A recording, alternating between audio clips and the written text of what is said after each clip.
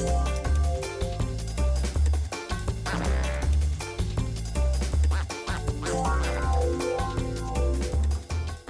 I am Shannon, and from the Welcome to the Bus. I like it when it catches you kind of off thing. Okay, and I'm Miss Linda, and we're bringing you information from our world at the library. Yes, from the Peters Township Public Library. Oh, that's because I missed my whole You introduction. missed the whole thing. Yeah, I really lost it. That's okay. We're here. We're from the we are. library. Shannon and Linda. Let's Information. You've got it. You got it. So, starting with library news from around the globe with Miss Linda. And this is from around the globe because it's something that they have spread around the world, but proudly, we have it right here in our own backyard. So I'm very proud. So first of all, we're twinsies. We're wearing... We do twin a lot, though. Go ahead. You have to show your Rachel's Challenge. I know. I'm going to have an impact on the world. Peters Township Rachel's Challenge. So what was that? Last week. It was last Tuesday. There was a program that was held up at the Bible Chapel, the Rachel's Challenge program. And we just talked what a beautiful, motivational program it was. It was moving. I had tears in my eyes. As soon as the kids started singing. Oh, as soon as that a cappella group, what would they call it? Room 100? Yeah, I love them. I ran into one of the kids at Heisler's. They were selling donuts, and I was like, I told them, like, you just made my whole week. Like, they were phenomenal. It was so beautiful. So shout out to Room 100. You guys are amazing. Yeah, Pitch Perfect has nothing on them. No. Right? I feel like we have some good. AGT contestants right here in Peters Township. They were so good, but it was moving the way they did it in the songs. Right. And I wanted to say we have our shirts on, and I'm looking around. You know how you see all the different outfits and everything. Well, you know, if we had to do uniforms, you know, we'd never have to worry about what we're going to wear. Yeah, so I know. I like when we're like twinsies. I do too. It makes it a lot easier. Although I did do my laundry last night because I did just worn this shirt last Tuesday and it was buried at the bottom of the hamper. Well, as soon as we decided, I did my laundry because it was already in there. All right, so news from around the world. In our backyard, we talked about Rachel's Challenge. So I wanted to give some information about Rachel's Challenge. First of all, coincidentally, kind of, and I don't know, I believe in like how all things come together and there things happen for a reason, and like who you're connected to isn't just a coincidence, okay? My stepbrother, Danny, and his wife, Jamie, they now live in New Orleans, but they are from Colorado and they went to Columbine. And they were at Columbine the year that the Columbine basically massacre, the shooting had happened. And as a matter of fact, Danny was a football player, and one of the targets that they were after were athletes. And he even had his car impounded that day because they wouldn't, first of all, they searched all the cars. And then, you know, especially like the athletes and stuff, and looking around and checking. So he even had to leave it there. It was a terrifying day, as what I can only imagine. And then Jamie, she had a tattoo done of it. That it's like as a memorial for the Columbine. And sad. So bringing it full circle and having something like this, Rachel's Challenge, here in our own backyard, I was actually really thrilled and couldn't wait to talk to them about it and to see if they knew her and what was going on. But sadly, as devastating as this was, something beautiful came out of it. Yes. You know, and that's the only way I bet that those parents and people at Columbine can find any way to, it's not even justifying it, but coming to peace with That's it. what I was gonna say, to bring peace in some. So so Rachel's father was here and he did the program, and I just wanted to give a little bit of information about Rachel's Challenge and what they're doing. So just some statistics. 160,000 students skip school every day for fear of being bullied. Now, you know how I feel about the anti-bullying. We've done programs at the library. It's just awful. Yes. How kids treat each other. And we're all, it's the same. Adults do it too. Adults do it too, right. But it starts young, which is too bad. So because of that, as they say, it doesn't have to be this way. Creating a school climate less susceptible to harassment, bullying, and violence is possible. We see it happening in socioeconomically and demographically diverse schools across North America every day. First, for us, it started with Rachel Joy Scott. This is the little girl that was the first one killed at Columbine because she happened to be sitting outside having lunch with a friend. And that was April 20th, 1999. It was just how time flies, honestly. Yep. But that was only the beginning of the story. After her death, many students that Rachel reached out to shared the stories with her parents. And he told some of the stories and had some of the pictures, like there was a picture of one of the kids that, had some different challenges, physically, mentally, and was always bullied and picked on. And she was one that chose, not to do that, and asked some of her friends to, he needs some friends, right. Just be nice. And, and as kids are, they're like, yeah, right, or whatever. And she's like, you don't have to marry him. Just can somebody be nice to him or say hello? Right. And then this always makes me choke up. And then he said to the Scotts that had she not done that, he wanted to commit suicide. Right. And because she reached out to him, that she had stopped. She saved his life. Unbelievable. And there were more stories like that. And, and she was she was just amazing for that age. A very special person. For that age. In the 19 years since this incident at Columbine, 25 million people have been touched. Wow. That's a lot. It's insane. It's like you can't even really comprehend that. No, 25 million. I mean, God bless that family. Her vision to start a chain reaction of kindness and compassion is the basis for our mission, making schools safer, more connected places where bullying and violence are replaced with kindness and respect, and where learning and teaching are awakened to the fullest, and it works. What I like about this, and I'm just going to just give a couple statistics, and then I just want to say how this program works very quickly. Over 1.5 million people are involved in Rachel's Challenge programs. More than 1,200 schools and businesses have been reached, probably more, but I don't know what the date. Daily, yeah. Over 150 suicides have been averted. Bullying and violence has decreased. Community service and acts of kindness increase. This has helped schools and businesses to become safer and more connected to the places that they live and learn. Rachel had this quote, and they use this in all of this stuff, that says, I have this theory that if one person can go out of their way to show compassion, then it will start a chain reaction of the same. People will never know how far a little kindness will go. And I just want to say, too, that the one piece that's different about Rachel's Challenge than any anti-bullying program that I've heard of, because usually they come in and go, don't bully, don't do this, don't do that, don't do, and this isn't right, and it does it from the opposite. It does it from the kindness just part of coming in and being better people, not of like scolding you for bullying. Do this, don't do that. Right. It's about, looking inside the other person, not just looking at them and going, what a loser, or, oh yeah, they can't even afford the designer clothes, or, whatever the issue is, look at the inside. Right. And it was amazing. It was riveting. It was 2 hours long, and I thought, 2 hours, because you're thinking like, in our busy. Right. I was absolutely in the moment the entire time. Right. I know, and it was amazing. I took pictures of the crowd, how many people came out for it. But I wish like everybody in the whole could have been like, you know what I mean? Like I know a good bit of people, we had a huge turnout, but it was just a message that I wish we could just broadcast it everywhere. I agree. But it was wonderful. And I have a connection to Rachel too.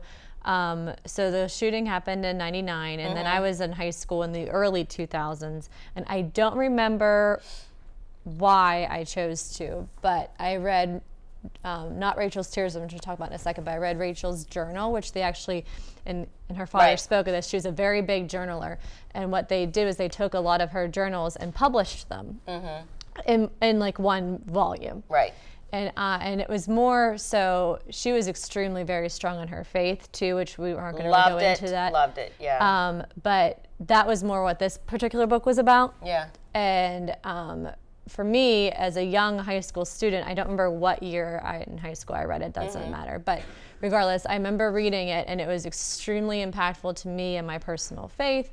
And I had recently found, when I was cleaning out stuff when I moved, which was not too recently, but still, I found a lot of like stuff from high school. Like I used to keep a planner, and I had Rachel's quotes written all over it. And I have in my own journal her own quotes. And so I had the opportunity at this event because that book really made a difference to my life, and what she had said. You know, and this was now, however many years ago, almost 20 years ago too. That I went up to, after the program, I went up and I talked to her dad, because I know in my own family, having lost people, I know the most important thing to those that are, to the family members, is that person is not forgotten, which obviously Rachel's never going to be forgotten. Right. But I wanted to personally go ahead and tell her father my story. So I did. I said, you know what, I read her book in high school. It was a huge impact to me. And I could tell by looking at him that he was appreciative that I had said that. And so it was really important to me that I was able to do that. So it was awesome that we had him here in the community. That was cool. That was cool. God bless him for carrying this on. I can't imagine. And you know what? There was like one more thing, that there was I don't remember who I was talking to, but somebody asked me a question of like, how does he do that? Right. How does he go time after time after time after time to visit all these millions of peoples, all the schools, all the assemblies, all the thises and the that's, and sit there, stand there, talk about his daughter while all these pictures are like up, and you're constantly seeing her and the friends and the footage from the attack. And even though it was back in 1999, you know, I'm sure that every time I see that, there would always be like a lump in my throat. You know, I'm sure at some point you get, it's never forgotten, it's never lost, but you just kind of go through the motions of it. You know, God bless him. Yeah, well, their family is doing amazing things, and she will never be forgotten, and that's really that's super important too, I think, for them. Definitely. So, well, with that being said, our book club is reading Rachel's Tears. Now this is I know that you read this book, so you can speak on it too. It was they take clips of her journals as well, but it's also more the parents' perspective and a couple other people that talk about what they've done both during her life and since her life. So, because this takes place 10 years later, so this is a little bit more recent than the book that I had read. So we're going to be reading this and discussing it at our book club. So if you too are a teen, tween, and you were impacted by the Rachel's Challenge in your school, or you want to learn a little bit more about her, I really do urge you to pick this book up and read it, and come and talk to us about it on November 3rd, Saturday morning, actually Saturday afternoon at noon. We'll get you some pizza. We'll talk about Rachel's Tears. It was a good, very moving book as well. Yeah. Boy, was she really... She was wise beyond her years, that's for sure. Very, very. Okay, so that's the teen book club for November. And then I'm going to talk about the October one a little bit later when we talk about our spooky books, because it's a spooky one. Okay, are you going to? Okay.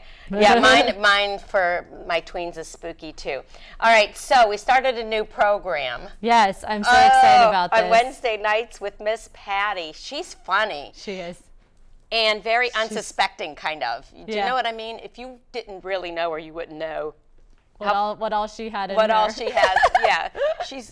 She's funny. And we started a program, it's called Pop and Tot, and it's Wednesdays at 6:30, so it's for the dads to come with the kids. Yes. Get the dads out, give the moms a break. Moms have an opportunity to do a billion things with the kids. How about one-on-one with the dads? Right.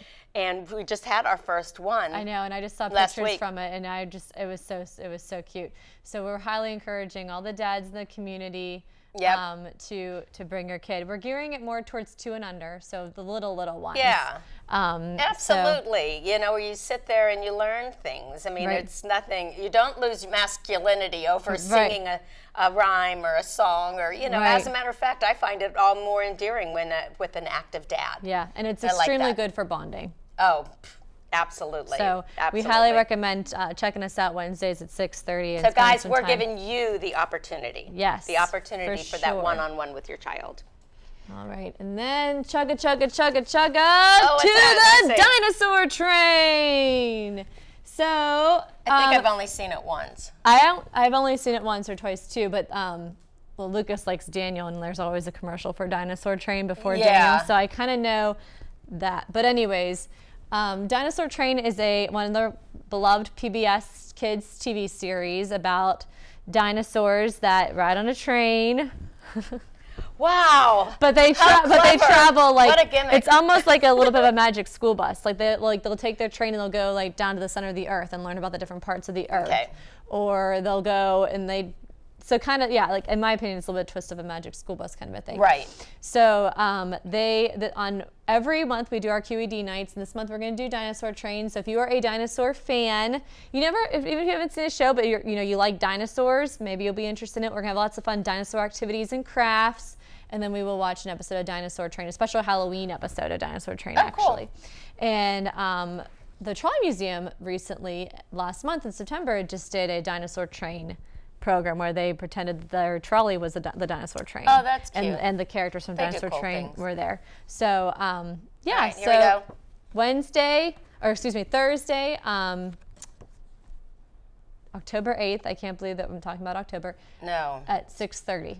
So come and talk about Dinosaur Train. We missed last month because we were closed in our department for 2 weeks. Come and check out the new carpet too. Throwing that in there. We forgot to talk about that. How could we forget the 2 weeks of misery in the life of librarians? Yeah, it was something. People are coming in and going, "Wow, look at this! How beautiful our whole area's new carpeting. New carpet. We moved everything around. They have no idea what was behind the scenes. Right. Yeah. So we do apologize if we inconvenienced anybody while we did close the entire department for about 2 weeks.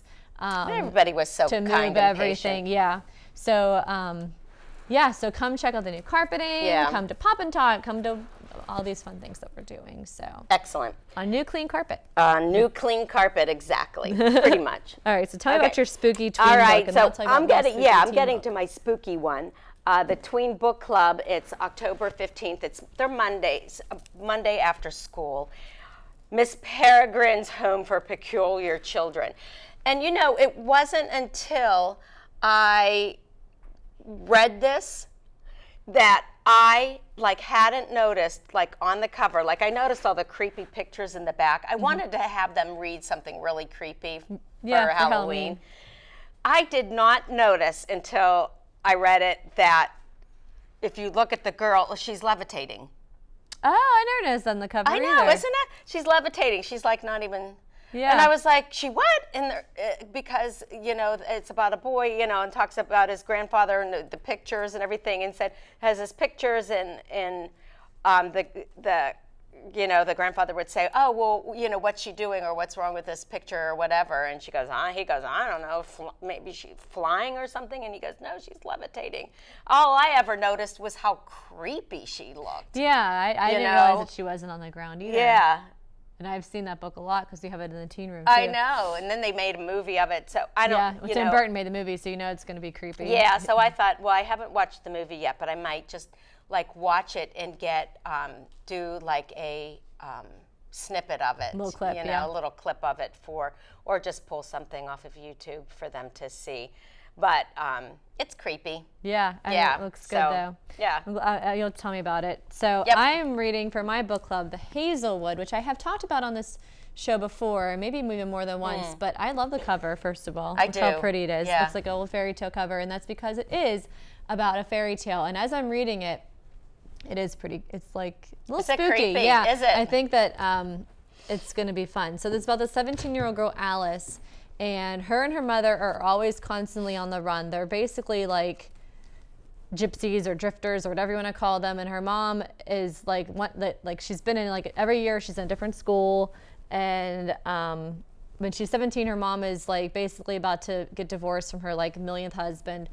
And they kind of just go from place to place. They live in their car for a while. Like they're always going somewhere because her mom, and everywhere they go, bad luck tends to follow them. Oh, good. And her mom, I don't know why yet because I'm not that far into it, but her mom has something going on with her mother, so the main character's grandmother, that causes them to be on the run. And the grandmother is this famous author who becomes a recluse and settles in this estate called the Hazelwood. In the very beginning of the story, she dies, and the mother says, "Oh, now that your grandmother's dead, we're finally free.